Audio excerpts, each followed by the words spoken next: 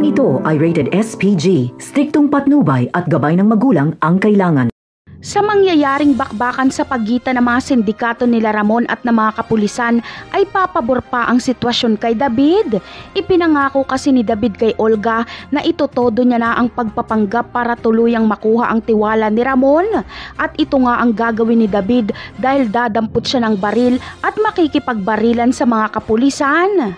Ipapakita ni David kay Ramon na nasa panig niya ito at kinakalaban niya ang nagpalaki sa kanyang si Rigor. Bibilib si Ramon kay David at tuluyan nga siyang magtitiwala dito. Bagamat gusto na ni Olga at Don Julio na tumakas sila, ay ayaw pa rin ni Ramon dahil ayaw niyang umalis hanggat hindi napapaslang si Rigor. Samantala, tatamaan naman si David at hahandusay na lang ito kahit daplis lang ang tama. Kaya mapipilitan si Ramon na umatras para maisalba ang peke niyang anak. Aakayin niya si David patakas hanggang sa maisakay ito sa sasakyan at maipagamot.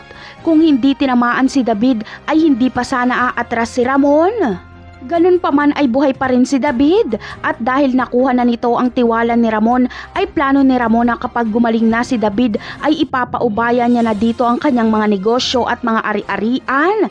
Talaga namang pabor pa kay David ang pangyayaring ito. Siguradong masaya si Olga dahil umaayon sa kanyang mga plano ang lahat. Napakarami pa nating dapat abangan sa mga susunod na episode. Paalam!